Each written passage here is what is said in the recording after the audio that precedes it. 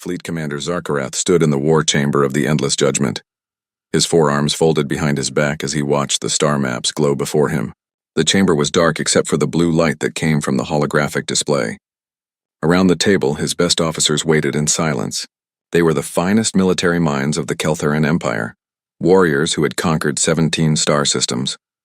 Zarkarath's scales gleamed under the soft light as he reached forward with one clawed hand. The display changed, showing a thick cloud of purple and red gases. The Typhon Nebula. Inside that cosmic storm, they would spring their trap. 6 months, Zarkarath said, his voice deep and rough. For 6 months we have watched the humans. We have studied their roots. We have learned their patterns. They are predictable creatures. One of his officers, a younger warrior named Kelth, leaned forward. The supply convoy follows the same path every cycle. They think they are safe because they move in numbers.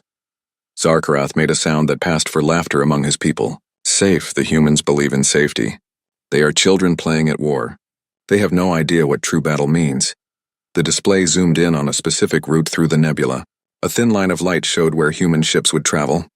It was called Supply Convoy Route Delta 7, and the humans used it to move food, weapons, and equipment to their outer colonies.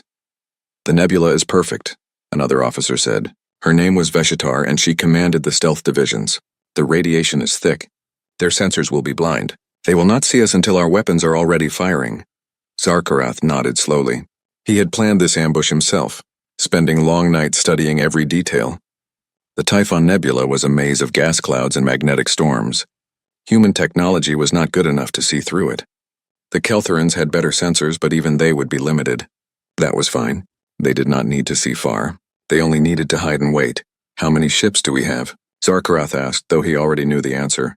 300 warships, Veshitar replied with pride in her voice. Cruisers, destroyers, and battleships. We have enough firepower to destroy anything the humans send. And how many ships will the humans have? Their convoy? Maybe 50. Most of them are cargo vessels. Fat, slow, and weak.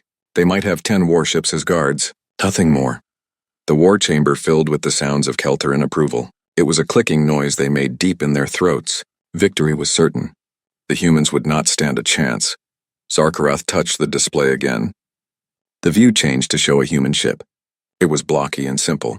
Nothing like the elegant curves of Keltheran vessels. The humans built their ships like boxes with engines attached.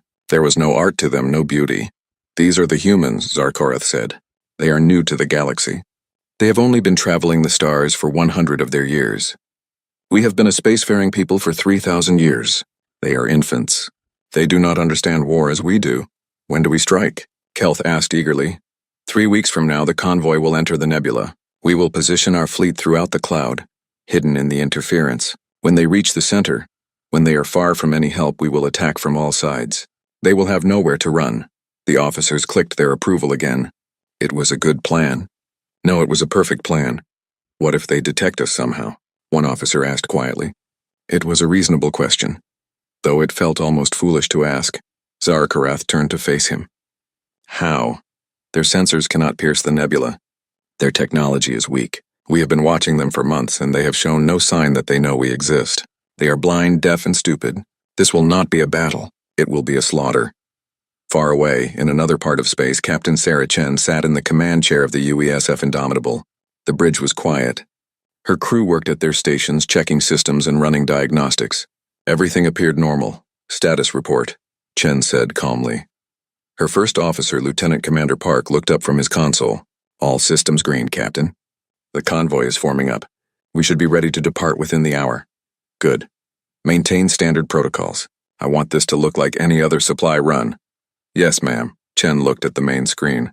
It showed 49 other ships, all of them waiting to begin their journey. They were cargo vessels, or at least they looked like cargo vessels. Big, slow, and unremarkable. Exactly what you would expect to see in a supply convoy, but appearances could be deceiving. Chen allowed herself a small smile, though no one on the bridge would understand why. She had her orders. She knew what was coming, and she knew what the Keltherans did not. They were being watched. On the tactical display, the route to the Typhon Nebula glowed softly. In 3 weeks, they would enter that storm of gas and radiation. The Keltherans thought they were setting a trap. They thought they were the hunters. Chen looked at the countdown timer. 3 weeks. 21 days until the Keltharans learned a hard lesson about underestimating humanity. Helm, she said quietly. Prepare for departure. Let's go deliver some supplies. Aye, Captain. The engines of the Indomitable hummed to life.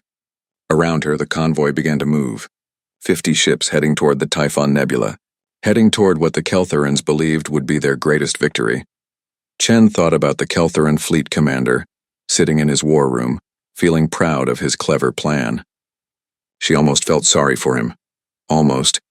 3 weeks, she whispered to herself. Enjoy them while you can. 3 weeks earlier, in a facility buried deep beneath the surface of Luna, Commander Marcus Webb sat in darkness. The only light came from the dozens of screens that covered the curved walls of the intelligence center. Each screen showed data streams, star maps, and intercepted communications. This was the nerve center of Earth's intelligence division, and Marcus Webb was its best analyst. Show me the timeline again, Webb said to his assistant, Lieutenant Sarah Nakamura. The main screen changed. A timeline appeared stretching back 6 months. Red dots marked Keltharan activities. Blue dots marked human responses. But there was something else too. Tiny green dots that appeared before every red dot. We detected their surveillance 6 months and 2 days ago, Nakamura explained. A Keltharan scout ship took position near the Barnard Gate. They thought they were far enough away to remain hidden. But they weren't, Webb finished. No, sir. Our deep space sensors picked up their engine signature. It was faint, but it was there. We've been tracking them ever since. Webb leaned back in his chair. 6 months ago, he had made a decision. When they discovered the Keltharan scouts watching human convoy routes, he could have ordered an immediate response. They could have chased the scouts away or destroyed them. Instead, Webb did something different. He decided to watch the Watchers. Tell me about the ghost drones, Webb said. Nakamura smiled. The ghost drones were her project, something she had been developing for 2 years. They were tiny machines no bigger than a grain of sand. Each one was equipped with basic sensors, communication relays, and a small computer core. But what made them special was how they spread. We've deployed 3,000 ghost drones, Nakamura said. They attach themselves to Keltharan communications. Every time a Keltharan ship sends a message, our drones piggyback on the signal. They spread from ship to ship, station to station. The Keltharans have no idea they're there. And they're giving us access to everything? Yes, sir. We can read their orders before their captains receive them. We can listen to their strategic meetings. We can even access their sensor data. If they see something, we see it too. Webb stood and walked closer to the main screen. The timeline showed everything. The Keltharans had been planning their ambush for months. They had studied human convoy patterns. They had chosen the Typhon Nebula as their ambush point. They had assembled 300 warships, and every step of the way, humanity had been reading their mail. They think we're stupid, Webb said quietly. They think we can't see them watching us. Should we tell Captain Chen about the drones, sir? Webb shook his head. Chen knows what she needs to know. She knows the Keltharans are planning an ambush. She knows where and when it will happen. The technical details can stay with us. On another screen, a schematic of the convoy appeared. 50 ships all marked as cargo vessels in official records. But Webb knew the truth. 20 of those cargo ships were actually retrofitted cruisers. Their hulls had been modified to look like civilian vessels, but inside they carried military-grade weapons, armor, and shields. The Keltharans would get a nasty surprise when those cargo boxes started shooting back. What about the stealth ships? Webb asked. Already in position, Nakamura replied. She pulled up another display. This one showed the Typhon Nebula. Hidden throughout the gas clouds were dozens of small blue dots. 30 hunter-killer vessels. They'd been stationed there for a week, running dark. No power signatures, no emissions. They're basically invisible. Webb nodded in approval. The hunter-killer ships were some of humanity's best weapons. They were designed for exactly this kind of situation. Small, fast, and deadly. They could hide for days with their reactors powered down to minimal levels. When the time came, they would wake up and strike. And Admiral Okonkwo's battle fleet, 2 hours away at maximum burn. They're stationed at the Proxima waypoint waiting for the signal. The plan was coming together beautifully. The Keltharans thought they were setting an ambush. They had no idea they were walking into one. Webb pulled up a recording from 3 days ago. It was audio from a Keltharan War Council meeting.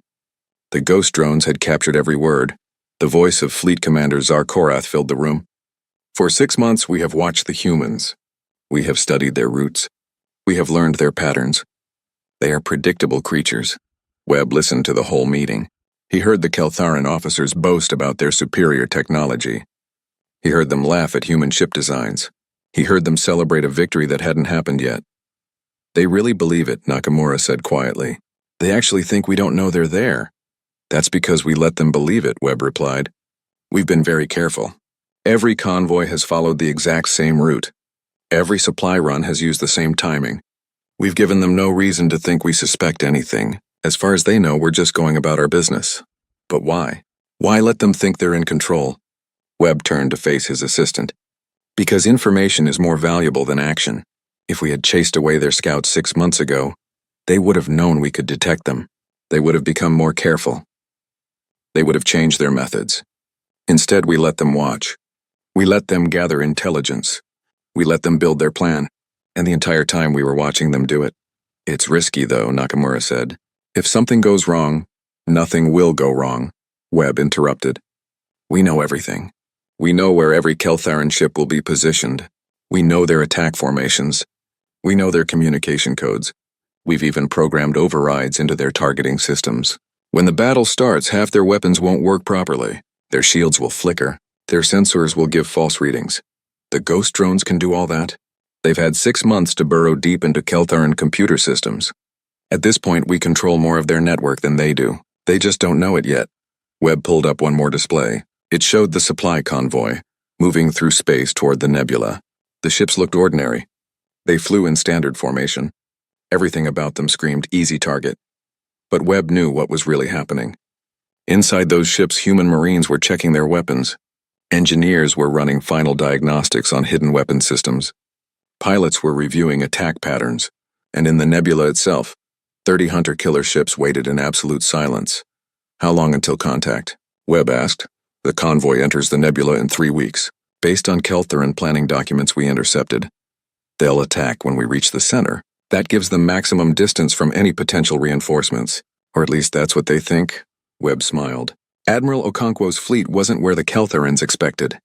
The Keltharans had discovered the Proxima waypoint weeks ago and dismissed it as too far away to matter. They had no idea humanity had been building a high-speed transit corridor. Okonkwo could reach the nebula in 2 hours instead of 6. 3 weeks, Webb said. 3 weeks until the Keltharans learn that being watched is worse than being fought. He turned away from the screens and headed toward the door. There was still work to do, final preparations to make, contingency plans to review, but the hard part was done. The trap was set. Nakamura, he said at the doorway. Make sure the ghost drones are ready for activation. When the shooting starts, I want every Keltharan system to experience problems. Yes, sir. They'll wish they had stayed home. Webb paused. You know what the oldest rule of warfare is? Sir, know your enemy. The Keltharans studied us for 6 months. They learned our patterns. They think they know us. But they made one mistake, and what's that? They forgot to check if we were studying them back. The Typhon Nebula was beautiful in a dangerous way. Clouds of purple gas mixed with streams of red plasma. Lightning arced between pockets of charged particles. Magnetic fields twisted and turned in unpredictable patterns. It was a storm frozen in space, and the human convoy was flying straight into it. On the bridge of the Indomitable, Captain Sarah Chen watched the nebula grow larger on the main screen. Around her, the crew worked quietly. Everything appeared calm. Everything appeared normal. Sensor efficiency down to 40%, reported the tactical officer. The interference is thick. We're basically flying blind. Maintain course, Chen said. This is a regular supply run. We've done it 100 times before. But her hand rested on the armrest of her command chair and her fingers were ready. One tap would send the signal. One tap would change everything. 20,000 kilometers away, hidden in a pocket of dense gas, Fleet Commander Zarkarath watched his display. The human ships appeared as faint dots moving slowly through the nebula, right on schedule. Right on course. Exactly where they were supposed to be. All ships report ready, Veshitar said from her station. 300 vessels in position. The humans are entering the center of the kill zone. Zarkarath felt a surge of pride. His plan was perfect.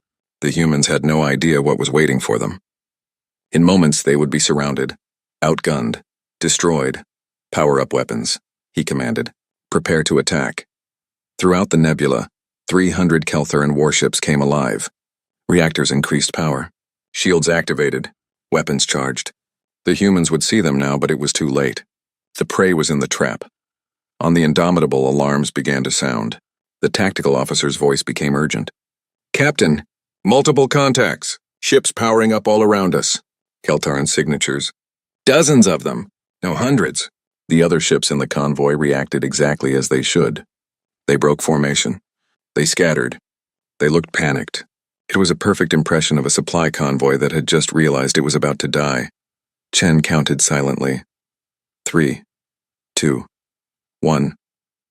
"All ships," Zarkarath roared. "Fire!" The nebula lit up with weapons fire. Energy beams lanced through the gas clouds. Missiles streaked toward the human vessels. The Keltharan ambush had begun, and that was when Captain Chen tapped the armrest of her chair. One tap. The signal was sent. The cargo ship Reliable Venture, which had been fleeing in apparent panic, suddenly stopped. Its hull split apart in sections, revealing what was hidden underneath. Heavy armor plating, shield generators, and most importantly, weapons. Lots of weapons. "This is Venture Actual," a voice said over the combat channel. Going loud, the Venture opened fire. Its first volley took a Keltharan destroyer completely by surprise, smashing through shields that weren't properly aligned. The destroyer exploded in a ball of fire. All across the convoy, the transformation happened. 20 cargo ships shed their disguises. Missile pods deployed. Energy cannons extended. Point defense systems came online. The fat, slow cargo vessels became warships, but that wasn't the worst of it. Throughout the nebula, 30 ships that had been invisible suddenly powered up. The hunter-killer vessels had been waiting in the cold and dark for over a week. Their crews had endured silent running, using minimal life support, making no noise. Now they woke up angry. The hunter-killers were everywhere, behind Keltharan formations, above them, below them. They had positioned themselves during the long wait, and now they were in perfect firing positions. The Keltharans weren't surrounding the humans. The humans were surrounding them. "Contact rear," a Keltharan officer screamed. "Multiple ships." Where did they come from? Zarkarath stared at his display in confusion. The tactical picture was all wrong. The humans were supposed to be running. They were supposed to be dying. Instead, they were fighting and winning. "All ships reform," he commanded. "Close ranks. Protect the—" His command was cut off as his own ship shuddered. Alarms blared. The weapons officer looked up in shock. "Commander, our targeting systems are malfunctioning. The computer is giving random solutions. The weapons won't lock on properly. Switch to manual." "I'm trying." "The system won't respond." On another Keltharan ship, the shield generator began cycling through random frequencies.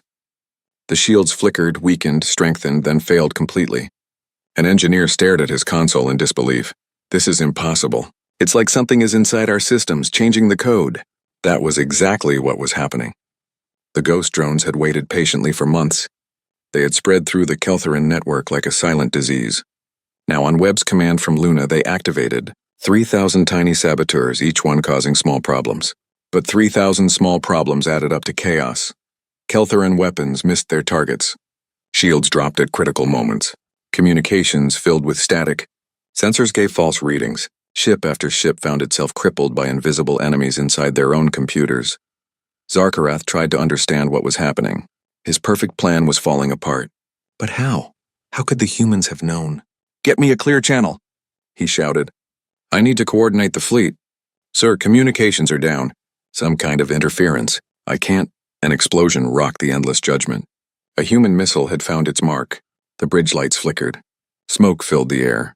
Captain Chen watched the battle unfold on her tactical display. Every ship was exactly where it should be. Every shot was calculated. The Keltharans were trying to fight back, but they were fighting blind. Their sensors lied to them. Their weapons malfunctioned. Their shields failed at the worst possible times. "Admiral Okonkwo is 2 minutes out," the communications officer reported. Chen nodded. The battle was already won, but Okonkwo's reinforcements would seal it. The Keltharans had brought 300 ships. Humanity had brought 50 disguised warships, 30 hunter-killers, and now 200 more ships were about to arrive. But numbers weren't why humanity was winning. They were winning because they had known everything. Every ship position, every attack vector, every communication code. The Keltharans had planned their ambush for months. Humanity had spent those same months planning the counter-ambush. On the Endless Judgment, Zarkarath finally understood. As another human volley smashed into his ship as he watched his fleet being torn apart, the truth became clear. They knew. He whispered. They knew everything. Veshitar looked at him, her eyes wide with fear.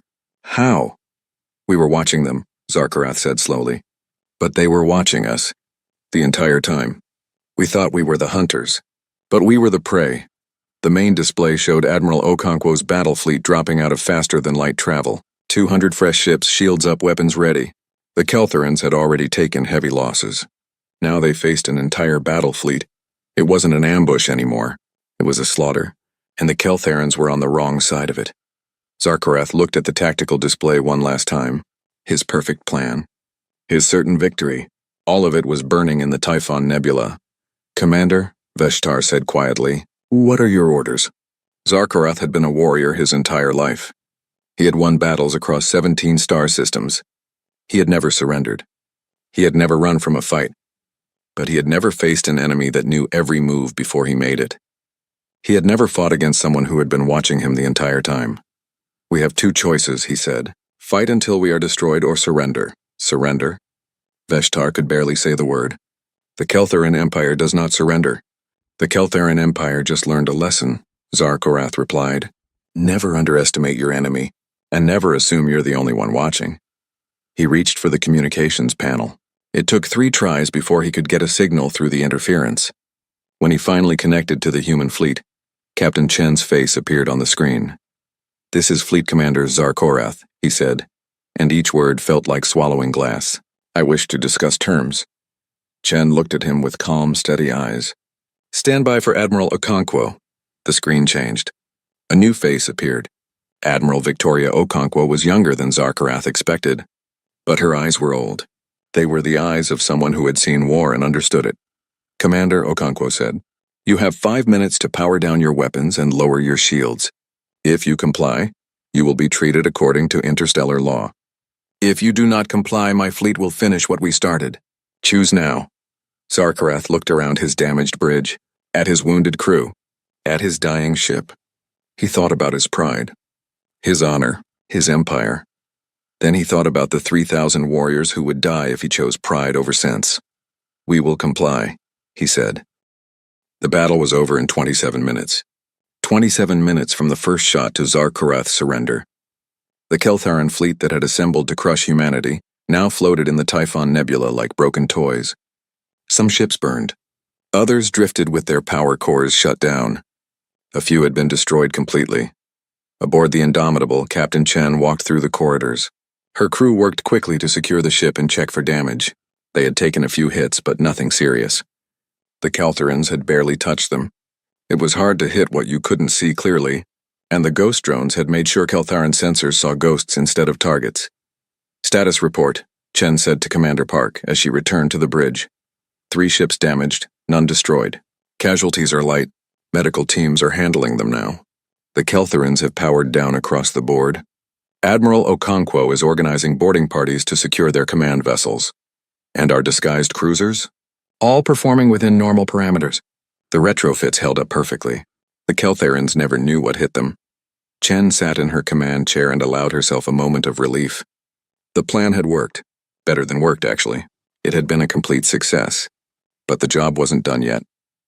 On the flag bridge of the UESF Resolute, Admiral Victoria Okonkwo studied the tactical display. The Keltheran fleet was scattered across several thousand cubic kilometers. Her ships were moving through them carefully, checking for any vessels that might try something stupid. Ma'am, we're receiving surrender broadcasts from 37 Keltheran captains, her communications officer said.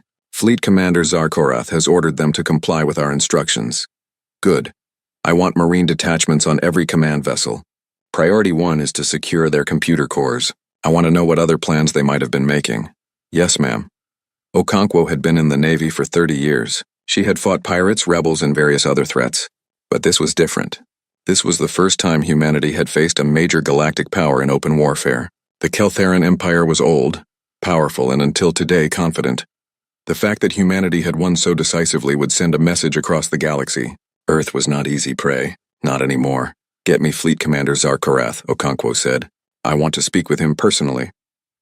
While she waited, Okonkwo thought about the battle. It had been one-sided, yes, but that wasn't because humanity had better ships or more powerful weapons. The Keltherans had good technology. Their ships were well built, Their warriors were brave. They had just made one critical mistake. They had assumed humanity was stupid. They had watched human ships for months and concluded that humans were predictable, simple, easy to deceive.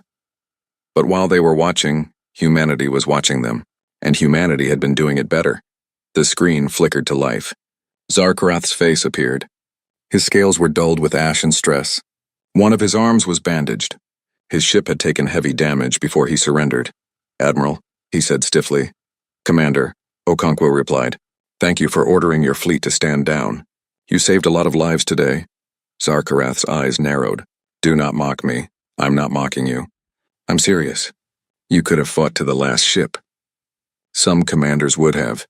But you chose to save your people. That takes courage." "It takes defeat," Zarkarath said bitterly. "A defeat I still do not fully understand." "How did you know? We were so careful. Our surveillance was perfect. And yet you knew everything. How?" Okonkwo considered how much to tell him. In the end, she decided honesty would serve better than mystery. The goal wasn't to humiliate the Keltherans. It was to make them think twice before trying this again. "We detected your surveillance 6 months ago," she said. "The moment your scouts took position near our shipping lanes, we knew. We've been watching you watch us ever since." "Impossible. Our stealth systems are advanced?" "Yes, they are. But we've been investing heavily in sensor technology. We're not as primitive as you assumed." Zarkarath was quiet for a moment. "You let us watch you. On purpose." "Yes, we wanted to know what you were planning. So we let you think you were being clever. We maintained our convoy routes. We gave you no reason to suspect we knew. And while you were busy congratulating yourselves on your intelligence gathering, we were reading every report you sent, every plan you made, every ship position you chose. How? Even if you detected our scouts, you could not have accessed our communications. They are encrypted with codes we broke in the first week," Okonkwo interrupted. "Commander, you need to understand something. You've been a military power for thousands of years. You've won many battles. You've conquered many worlds. But you've never faced an enemy who specializes in information warfare. That's humanity's strength. We watch, we listen, we learn." She pulled up a display and turned it so Zarkarath could see it. It showed a timeline of Keltaran activities over the past 6 months. Every meeting, every ship movement, every communication. "We knew about your War Council meetings," Okonkwo continued. "We knew about your tactical planning. We even knew about the argument between your officers about whether to attack from above or below. You chose above, by the way. We prepared for both." Zarkarath stared at the display. His face showed something between shock and horror. "You heard everything. You were inside our systems. We were. We still are, actually. The malfunctions your ships experienced during the battle? That was us. We've had access to your computer networks for months. We could have caused problems at any time, but we waited. We wanted you to commit fully to your ambush before we countered it. How is this possible? Our security systems are supposed to be secure? They are secure against the kind of attacks you're used to. But we developed something new. Something your security systems weren't designed to catch, and we seeded your network with it bit by bit over months. By the time you attacked, we controlled more of your computer systems than you did." Okonkwo let that sink in for a moment. She could see Zarkarath processing the information, understanding how thoroughly he had been beaten, not just militarily but intellectually. "Why are you telling me this?" Zarkarath finally asked. "If you have such capabilities, why reveal them?" "Because I want you to take a message back to your empire," Okonkwo said. "Humanity is new to the galaxy. We're small. We don't have as many ships as you. We don't control as much territory. But we are not easy prey. We are not stupid. And we are not blind. If someone watches us, we will know. And we will be watching them back, a threat, a warning. There's a difference. We don't want war with the Keltaran Empire. We don't want to conquer your worlds or destroy your fleets. But we will defend ourselves. And as you've just learned, we're very good at it." Zarkarath was silent for a long moment. When he spoke again, his voice was quieter. "What are your terms? Simple. You will withdraw from human space. You will return any occupied territories. You will sign a non-aggression treaty. And you will spread the word to other powers in the galaxy. Humanity is off limits. And if we refuse, then we release detailed information about this battle. Every empire in the galaxy will learn that the mighty Keltharan fleet was defeated in less than 30 minutes by a force 1/6 its size. They'll learn that your security was penetrated, your systems compromised, your tactical planning read like an open book. How do you think that will affect your reputation?" It was a cold calculation, and Okonkwo felt a little bad about it. But war was war. Sometimes you had to play the cards you were dealt. Zarkarath's face hardened. You would blackmail us. I would encourage you to make the smart choice. Pride has already cost you one fleet. Don't let it cost you more. Another long silence. Then Zarkarath nodded slowly. I will recommend these terms to the Imperial Council. Good. In the meantime, your ships will remain under guard. Your crews will be treated well. Once the treaty is signed, you'll be free to go home. Admiral, Zarkarath said. May I ask one more question? Of course. Did you plan all of this from the beginning? 6 months ago, when you detected our scouts, did you already have this entire operation planned? Okonkwo smiled slightly. Commander, we've been planning for the possibility of conflict since the day we entered the galaxy. We knew someone would eventually try to test us. We just didn't know who or when. Your scouts gave us the who and when. The rest was just execution. You are a dangerous people, Zarkarath said. It wasn't quite respect in his voice, but it wasn't quite fear either. It was something in between. Only when we need to be, Okonkwo replied. Remember that. And tell your empire, leave humanity alone and we'll have no reason to be dangerous. Everyone wins, she ended the transmission. The screen went dark. Around her, the bridge crew continued their work, securing the victory, processing the surrendered vessels, beginning the long task of cleaning up after a battle. Okonkwo sat back in her chair. They had won, but she felt no joy in it. War was terrible even when you won. Good people had died today. Not many, but any was too many. Still, the message was sent. The galaxy now knew. Humanity could defend itself. That was worth something. 2 days after the battle, Fleet Commander Zarkarath was brought aboard the UESF Indomitable. The meeting took place in what humans called a conference room. It was simple and functional, with a long table and chairs. Nothing like the grand war chambers of the Keltheran Empire. But Zarkarath was starting to understand that humans didn't care much for grand displays. They cared about results. Admiral Okonkwo was already seated when he entered. Captain Chen sat beside her. 2 human marines stood by the door, their weapons held at rest but ready. They were an honor guard, Zarkarath had been told. But they were also a reminder that he was a prisoner, regardless of how politely he was being treated. Please sit, Okonkwo said, gesturing to a chair across from her. Zarkarath sat. His body ached from injuries sustained when his ship was hit. The human doctors had treated him well, but they could not heal wounded pride as easily as wounded flesh.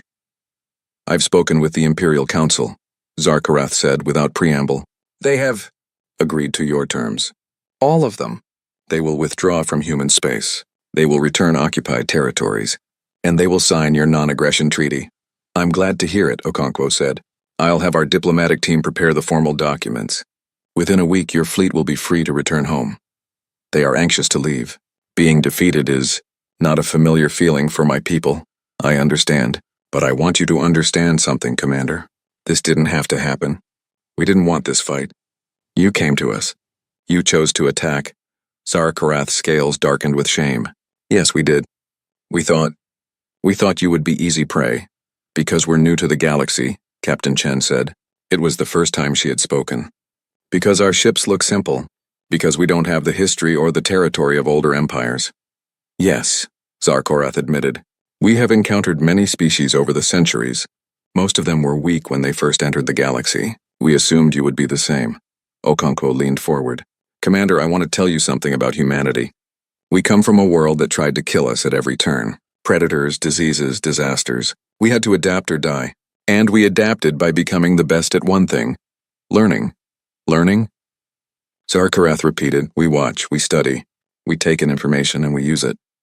When we discovered we weren't alone in the galaxy, we didn't assume we were superior. We assumed we were behind. So we learned. We studied every species we encountered. We absorbed their knowledge. We adapted their technology. We took what worked and made it better. Chen picked up the explanation. The Keltharans have been a spacefaring civilization for 3,000 years. You've perfected your way of doing things. You know what works. But that also means you've stopped questioning. You've stopped adapting. You assumed your way was the best way, and it's not, Zarkarath asked. There was no challenge in his voice, only genuine curiosity. It's one way, Okonkwo replied. But there are others. You rely on superior firepower and tactical positioning. Those are good strategies. But we couldn't match you in firepower. We don't have 300 warships to throw into a battle. So we had to find another way. We chose information warfare. Intelligence gathering. Isometric tactics. You made your weakness into strength, Zarkarath said slowly. Exactly. That's what humans do. We've been doing it since we lived in caves. We couldn't outrun the predators on our world, so we built traps. We couldn't outfight them, so we learned to think ahead of them.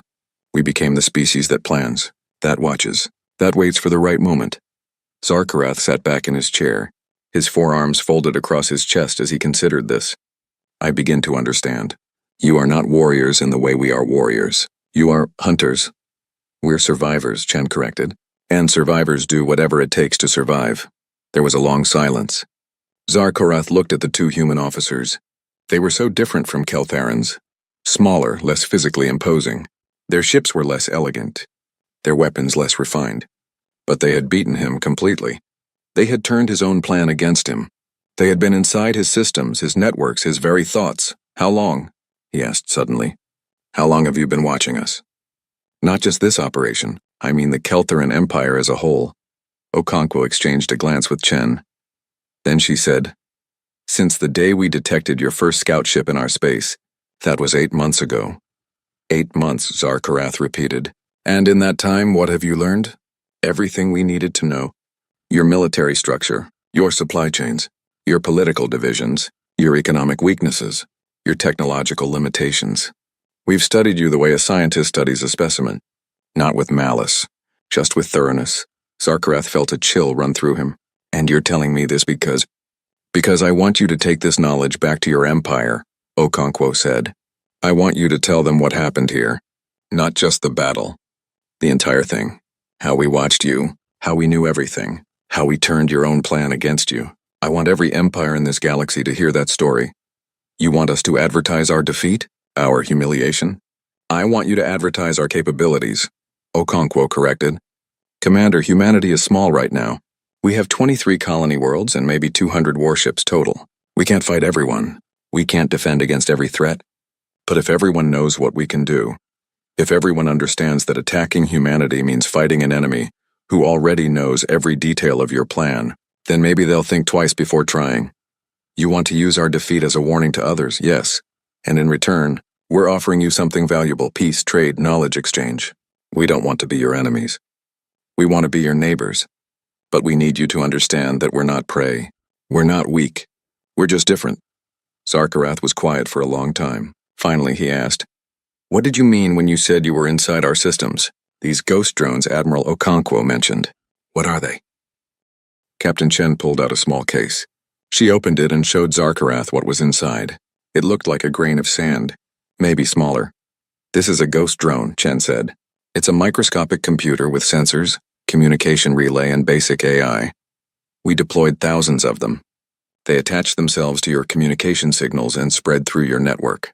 Your security systems never detected them because they're not designed to look for something this small. And these things let you control our ships? Not control, disrupt. We couldn't take over your vessels, but we could cause malfunctions.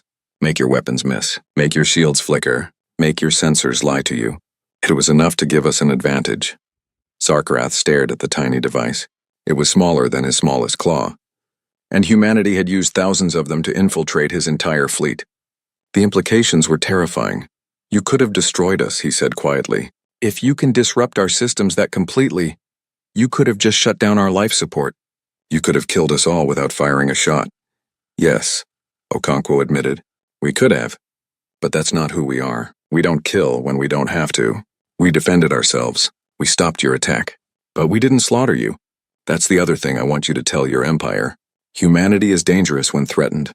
But we're also merciful when given the choice. Zarkarath looked at the two humans. He had come into this meeting expecting more humiliation, more defeat. Instead, he was beginning to feel something else. Not quite respect, but perhaps understanding. Your species is strange, he said finally. You are warriors, but you do not glory in war. You are powerful, but you do not seek to dominate. You defeated us, but you offer us friendship. I do not understand you. You don't have to understand us, Chen said with a slight smile. You just have to not attack us. Everything else can come later. Okonkwo stood. Your ships will be released tomorrow. You're free to go home. The non-aggression treaty will be transmitted to your Imperial Council within the day. I suggest they sign it quickly. And Commander, Yes? When you tell them about this, make sure they understand the real lesson. It's not that humanity has superior technology. It's not that we're better warriors. It's that we're always watching. We're always learning. We're always adapting. That's what makes us dangerous. And that's why it's better to be our friend than our enemy. Tsar Korath stood as well. For a moment, he considered offering some kind of salute or gesture of respect, but he didn't know what would be appropriate, so he simply nodded. I will deliver your message, Admiral, and I will recommend that the Imperial Council take it seriously. That's all I ask. Weeks later, Commander Marcus Webb sat in his facility beneath Luna's surface. The screens around him showed data from across the galaxy. The ghost drones were still active, still spreading, still watching. Humanity's eyes and ears were everywhere now. On one screen, he could see diplomatic chatter. The Keltheran Empire had signed the treaty. They had withdrawn from human space. And more importantly, they were spreading the word. Other empires were hearing about the Battle of Typhon Nebula.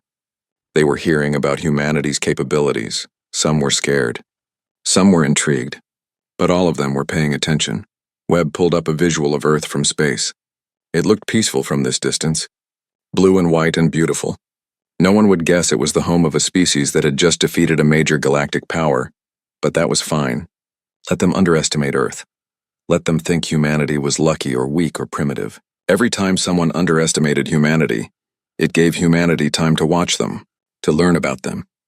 To prepare, sir, Lieutenant Nakamura said from her station. We're detecting increased surveillance from the Dravari Collective. They've positioned 3 scout ships near the Outer Rim colonies. Webb smiled. The Dravari were another old empire. Powerful, proud, probably thinking they could succeed where the Keltherans had failed. Deploy ghost drones to their sector, Webb said calmly. Let's see what they're planning. And let them think they're being very clever while we watch them. Yes, sir. Webb leaned back in his chair. The galaxy was full of threats.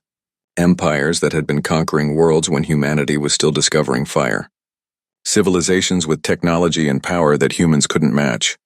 But humanity had something they didn't. Humanity had learned, through thousands of years of struggle on a hostile world, that the smart survive. The watchful survive. The prepared survive. Keep monitoring, Webb said. All channels. All sectors. I want to know about every ship that looks at us sideways. And I want our ghost drones in their systems before they even think about attacking. Understood. Webb looked at the screens one more time. Earth hung there in the darkness, small and vulnerable. But appearances, as the Keltherans had learned, could be deceiving. The galaxy thought humanity was weak. Let them think that.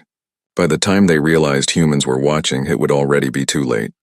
And that, Webb thought, was exactly how humanity liked it.